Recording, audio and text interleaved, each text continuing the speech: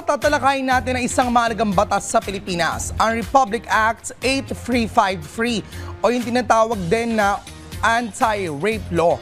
Para malinaw sa ating lahat kung ano ito, bakit ito isang malubhang krimen at paano tayo mapoprotektahan ito. So ano pang iniintay natin? Let's G4 G-Terms.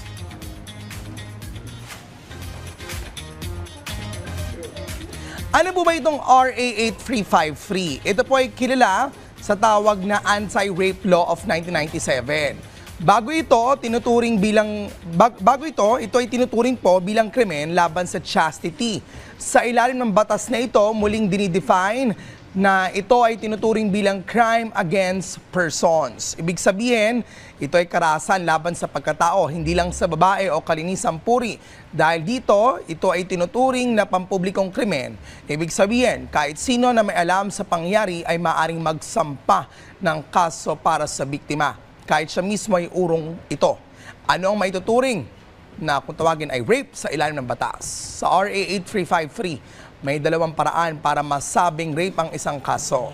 Una, ang penile vaginal intercourse. Kapag lalaki ang salarin at babae ang biktima at naganap ang pagtatalik sa ilinman sa mga sumusunod na sitwasyon gamit ang puwersa, pananakot o panggigipit, at kapag ang biktima ay walang kakayahang magbigay ng consent, halimbawa wala sa sarili, walang malay.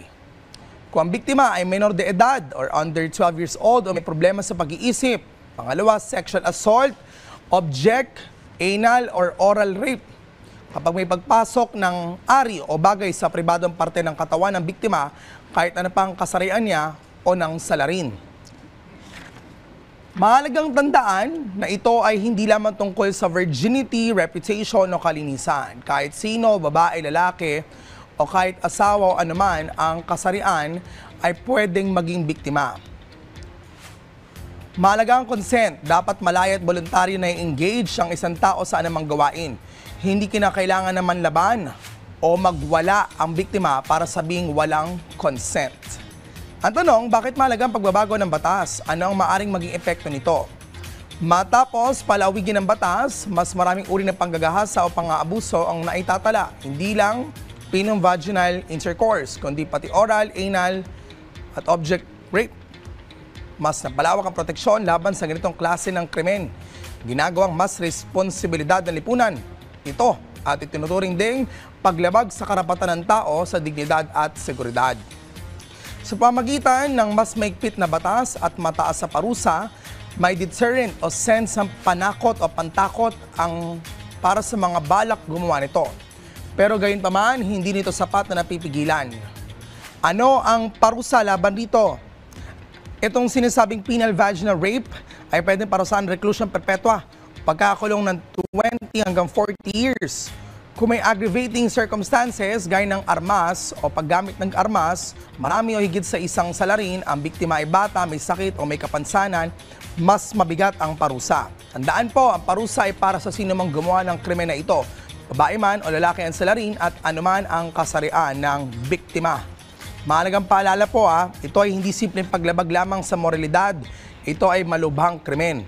Kung may kaibigan, kamag-anak, kakilala na nagsabing biktima, huwag matakot tumulong. Maaring mag-report ng kahit sino, hindi lang biktima. Malawak ang proteksyon ng batas at dapat nating siguraduhin na nagkakaroon ng hustisya para sa sinumang biktima. At para sa ating lahat, ang respeto sa katawan at dignidad ng kapwa ay hindi dapat minamaliit. Kilalanin ang batas, alamin ang ibig sabihin ng consent. Kung may nakita pang abuso, huwag maging bulag o matakot. Maging matapang sa pagprotekta sa karapatan ng kapwa. At para naman sa mga biktima, hindi kayo nag-iisa.